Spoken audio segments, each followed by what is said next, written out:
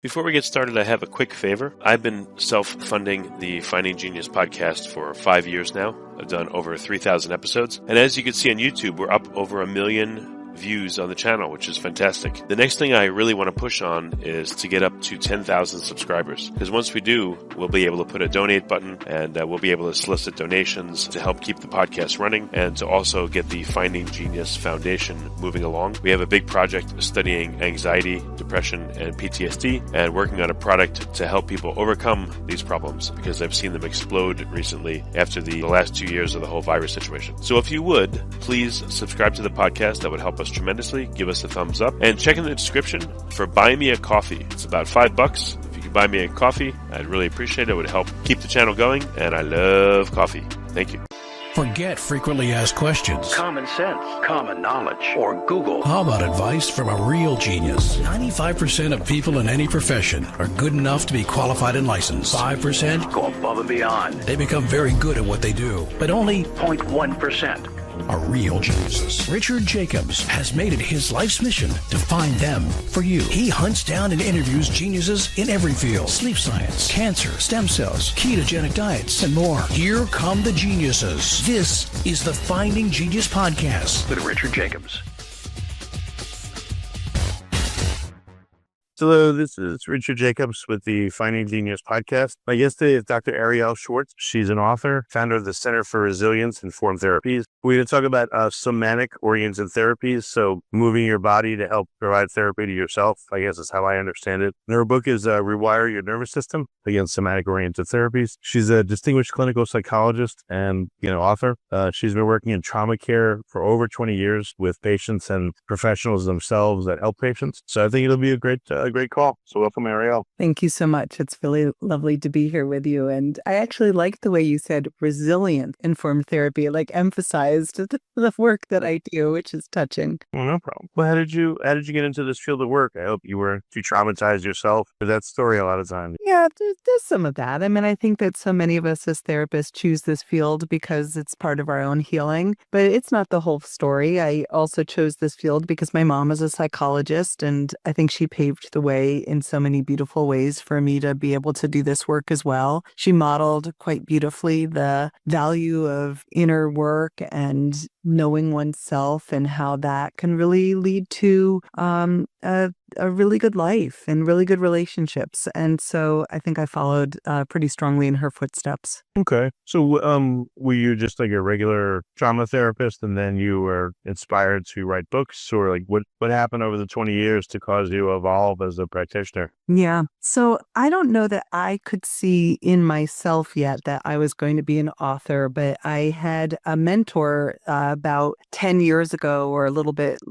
longer than that. I think we met in about 2013, and he was kind of helping to get my work more visible in the world, because at the time I had built my own website and nobody could find me because I had no SEO. And so, this is early on in website and also a time when people were really using blogs to become more visible. And so he encouraged me to start writing a blog. And he sent me home one day and he said, well, why don't you go put some words to the page and we'll put it up on a blog on your website in the next week. And I went home and I wrote, and I just couldn't stop writing, and something opened up in me. And I wrote like 5 pages of single-paced writing, and I came back the next meeting with him and I handed it to him and he goes, so you like to write? And I was like, I don't know. And he said, well, I give this assignment to everybody and most people struggle to get 5 sentences. You just wrote 5 blogs in one sitting. And I was like, okay. So he said, well, go home and do that again. And so week after week, I would go home and I would just sit down with an intention to write from my heart, write what was top of mind, what was important to me about trauma recovery, about working as a therapist, about being a mother, kind of different topics that were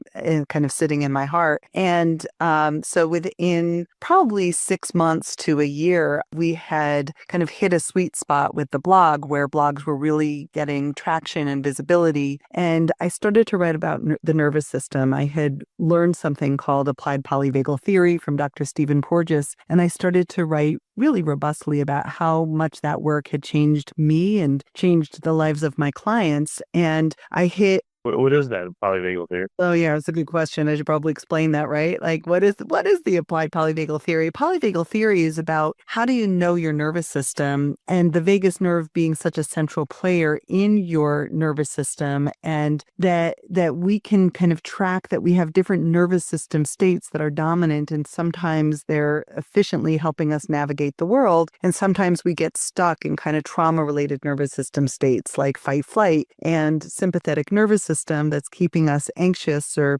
panicky or on guard. And sometimes we get stuck in inefficient nervous systems that lead us to feel more fatigued and withdrawn and collapsed and exhausted or depressed or hopeless. And so the nervous system kind of explains a lot of our mental health symptoms. But because the vagus nerve is such a central player, and the vagus nerve is your 10th cranial nerve, it's a kind of mind-body superhighway of communication. And because the vagus nerve plays such a key role in our autonomic nervous system health, it also becomes a key role in helping us find balance for a lot of mental health and physical health symptoms. So I started to write about how do we naturally stimulate the vagus nerve so that it can do a better job helping us find that sense of health and balance. And that blog actually went kind of my version of viral, where initially it was getting like 1,000 visits a week, and then it was getting 1,000 visits a day. And that was the point when my mentor turned to me and he said, you know, you're going to write a book. And I was like, ha ha ha. And he looked at me, he's like, no, seriously, you're going to write multiple books. Like, this is a gift. And I was like, okay, I'll take that seriously.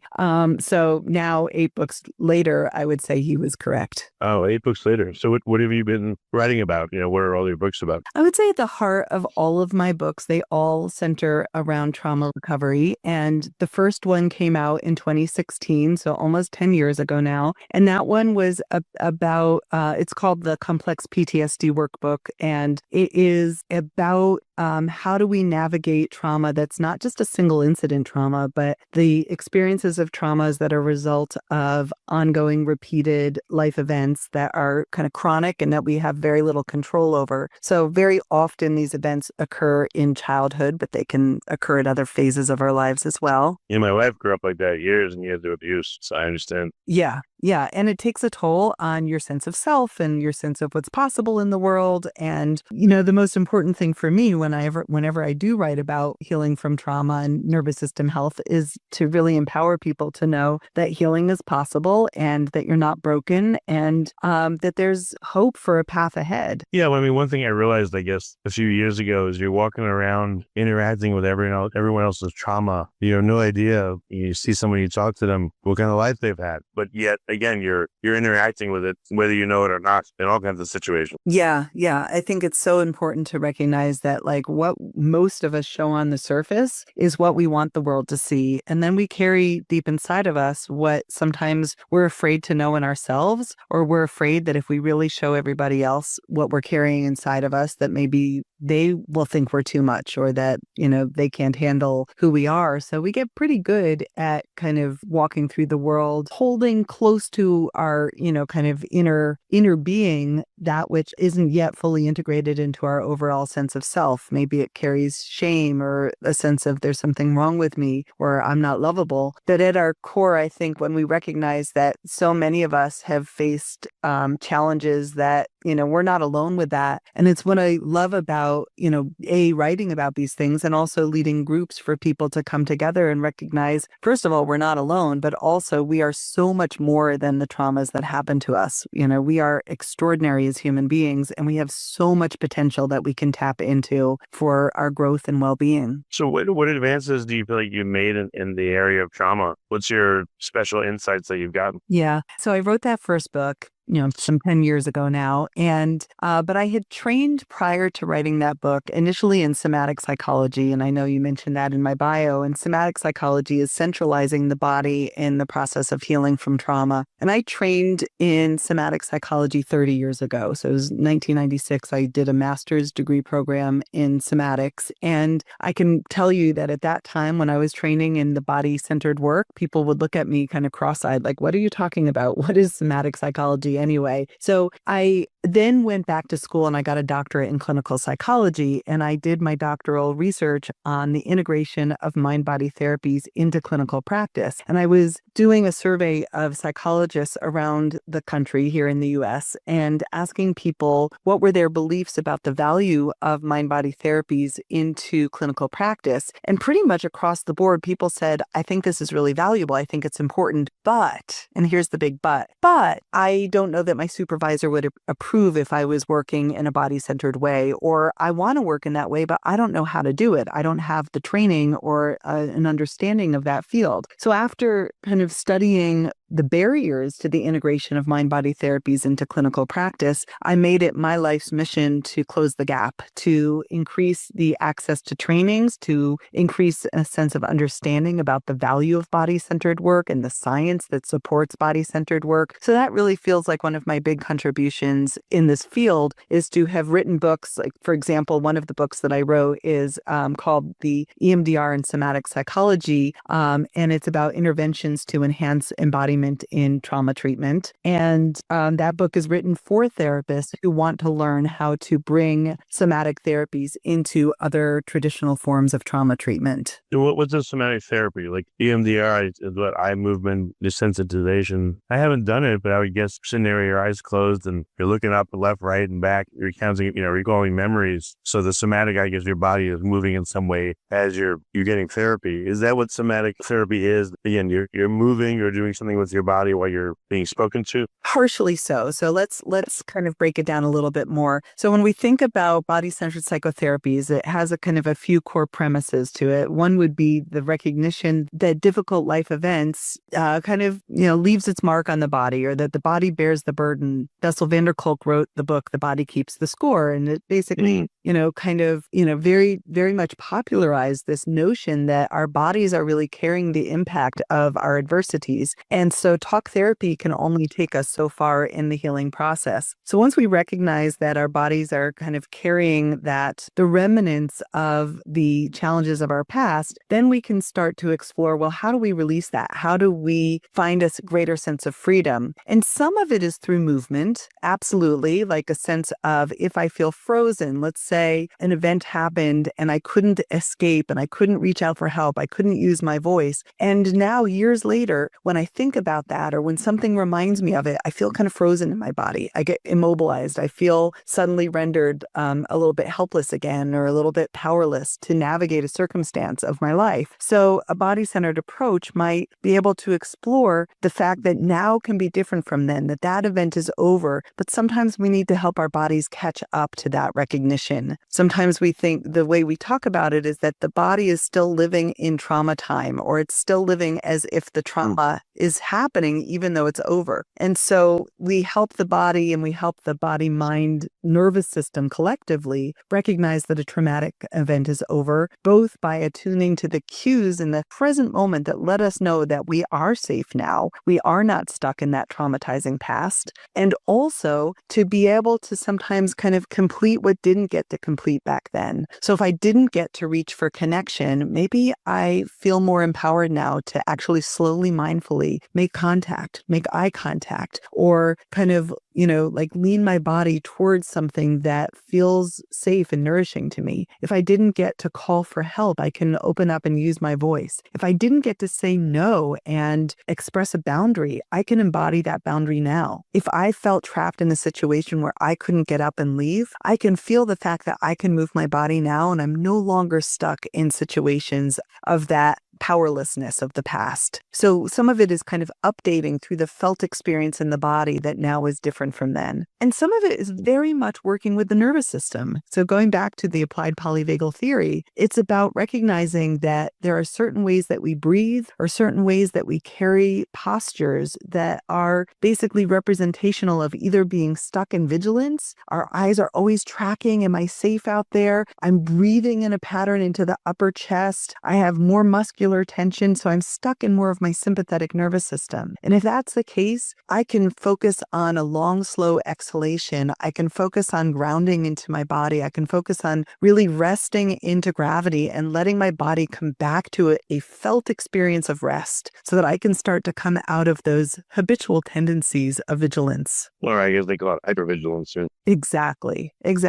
And conversely, sometimes we're stuck in more of the depressed state. We're stuck in more of a shutdown. And actually what we need is to empower our body to come back into a little bit more of that sympathetic mobilization that I can move my body. And I do have choices now that I didn't have back then. So, how do you know when someone has a trauma? Is it a specific, I don't know, let's say like someone was always hit in the head. Would you have them like stand there and raise their arms above their head as if they were going to be hit and then do motion that would be very specific to the position they were in when they suffered the trauma? Or is it not related like that? Sometimes it can look very much like the kind of like a replaying of the event on that external frame, just like you're describing. Like I remember some years ago, I was working with an individual who had been repeatedly hit in the head. And anytime that memory would flash into his mind, kind of like a flashback, he would flinch, he would have a head turn, and he would lift up his arms as if to try and self-protect. And that was such a notable shape that his body was taking. And it was so automatic. So our work was really about slowing that down and feeling into that part of him that remembered what it was like, but really didn't get to protect himself because he was a little kid. And of course, the parent that was doing this to him was much bigger, and there was really nothing that was going to work back then. And so sometimes it is very, I don't know, literal, if you want to think of it that way, between the event and the shaping of the body and what would help someone complete that action. And sometimes it's much more internal, and it's much more of a felt sense of like maybe indeed, like you described before, like sometimes someone is closing their eyes and they're feeling on the inside a felt experience. And maybe it shows up as, I never got to be vulnerable. I never got to express my emotions with a sense of safety. And what comes up now is a tenderness and a self-compassion and an ability to finally express a feeling or let the sound come out while I cry, because I could never afford to do that as a kid. So how much, I mean, this is like a missing component of CBT, of talk therapy, because you're not getting that with just talk. I mean, here you're getting the body involved. Do you ever just have the person like do exercise just to literally get warmed up and then they're able to do this stuff more? Or is it not really about that? It's more of like somehow identifying what physical patterns they already have and then marrying that with the talk therapy while they're moving in that pattern or sitting in that pattern or whatever. And that's where the benefit comes from. Yeah, it's a lovely question. I think that it can look a lot of different ways at different times. So I've been a therapeutic yoga for trauma recovery teacher for many, many years. And I have, again, like that's some of the subject of my books. I have a book called Therapeutic Yoga for Trauma Recovery. I have another one called Applied Polyvagal Theory in Yoga. And both of those are really looking at the role of just pure movement, right? So sometimes I'm teaching movement classes and I'm teaching yoga classes, and I'm helping people purely through movement release some of the impact of stored trauma in the body. And that in itself is really powerful. I think when it shows up in the psychotherapeutic relationship, the heart of a therapeutic relationship is the relationship, right? It is the relationship between the therapist and the client, and a foundation of safety that is cultivated between us. So at that point, as we're working together, if it feels like it serves the client to get up, to stand, to move the body, maybe even to, kind of shake something out through the arms or to kind of press downward into the legs to really feel grounded. Sometimes we do use more, kind of large body movement. Standing up together with clients would be an example. But very often, again, I want to say that in the one-on-one therapeutic relationship, we're housing everything inside of the safety of the therapeutic relationship. So I want to say that like the majority of the work looks pretty subtle on the outside, but the body-centered component of it is that we're slowing it down so that the client can actually sense their body as they're telling the story and sense the emotions that are moving through them as they're telling the story. So we don't kind of throw the narrative or the talk therapy part of the work out with the bathwater, right? Like we actually really need some element of narrative and talk therapy work. It helps us to feel understood. I don't know. I just thought about this, but what if near the end of your therapy, like you have a rig set up in your office that can safely help someone do a backflip? Something they would be like, they would never in their life imagine they can do. And like the harness lets them do it. And, they can do it safely and all that, but that's like the capstone of what they can do. They do a backflip like the first time in their life. Maybe that'll be like something amazing, I don't know. It's so interesting. It actually brings to mind something that I did years and years ago, but sometimes we would do therapy out on a ropes course, and it's profound. Like it's profound when you combine therapy with something like climbing a mountain or doing a ropes course or doing something scary. Like imagine combining it with rock climbing, even on a climbing wall inside where you're safely held in a harness, as you say. But there's something so powerful about physically doing something that feels scary to you and allowing yourself to feel accomplished, to do it safely. And the biochemistry of that is kind of unmatched in some ways. It's a profound state. In fact, when I was writing the Applied Polyvagal Theory and Yoga book, one of the things that I was looking at is the role of exercise in neuroplasticity, and that we can kind of jumpstart neuroplastic change, or kind of like the laying down of positive states in the nervous system and positive neural networks in the brain. And that when we combine exercise with something like trauma recovery, we are amplifying the effects, because the exercise itself is releasing brain-derived neurotropic factor and GABA and positive neurochemicals that are actually going to strengthen the positive change that we're wanting to anchor. So a lot of that is what I focus on when I do teach the therapeutic yoga for trauma, because we'll do things like warrior poses or balancing poses or challenging postures that elevate the heart rate. And then we're combining it with mental fitness. What do you want to believe about yourself now? Can you feel that heart rate that's elevated in your chest? Can you let the breath rise to meet the shape? And can you sense your own aliveness and the fact that you are so much more powerful than you even realized? Yeah, that's really cool. I did Tai Chi for, many years, and seems simple. It seems slow moving, but it's actually very hard after a while. But it's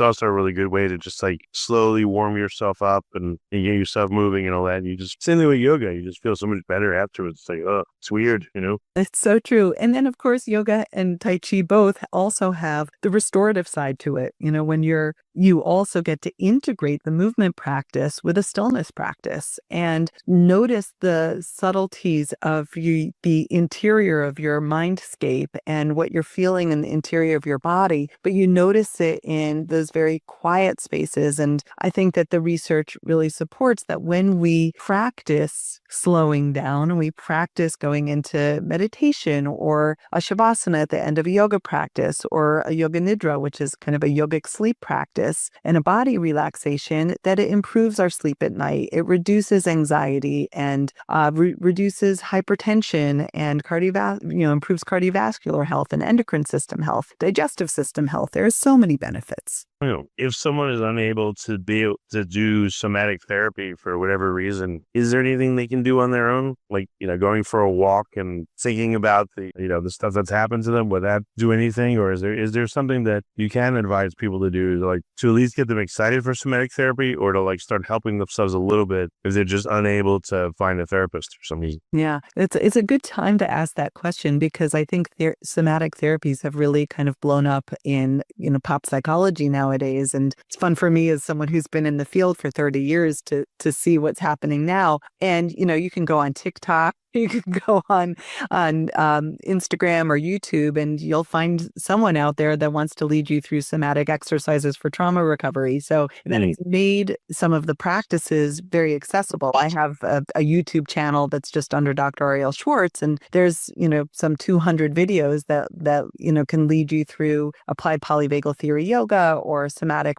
practices. And so it's made it a lot more accessible, especially when finding a good personal therapist there's either a financial barrier or just like it's hard to find a good person.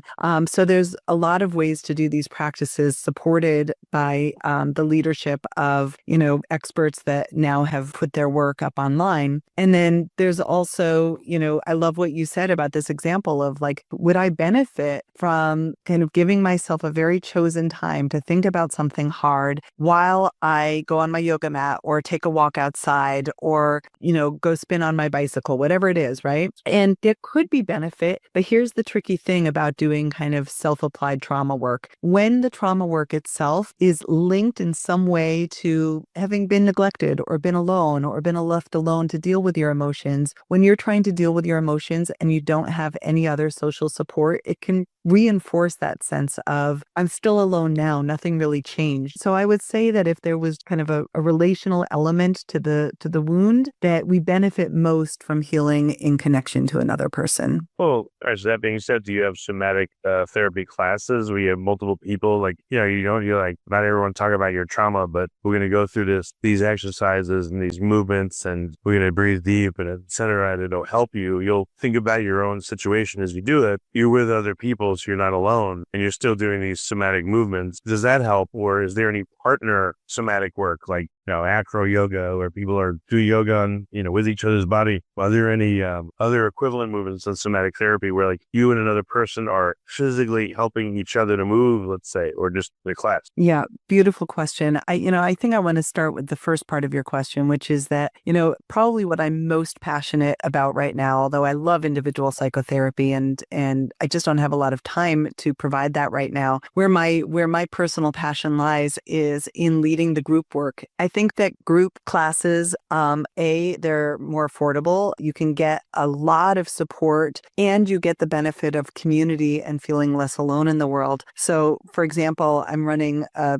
6 to 7 month immersion course, and I've been teaching these courses online for many, many years, and I teach them on retreat and in person and on Zoom. They're effective in both arenas. And when I teach these classes that are for nervous system support in group environments, they're profound because people really open up. They share with each other. There's a sense of a cohort or community that we are healing with, and that we can, talk about the challenging experiences that we've had, but we also have those opportunities. I'll guide movements. We'll go through them together. We'll get up, we'll move, we'll experiment with what happens when we have these opportunities to attend to the parts of us that are carrying the wounds of the past, and to also really differentiate that now is a time for healing. Well, very good. So what's the first step for people? Should they get, one of your books, or how do they dip their toe in and find out more about somatic therapy and decide to do it? I would say that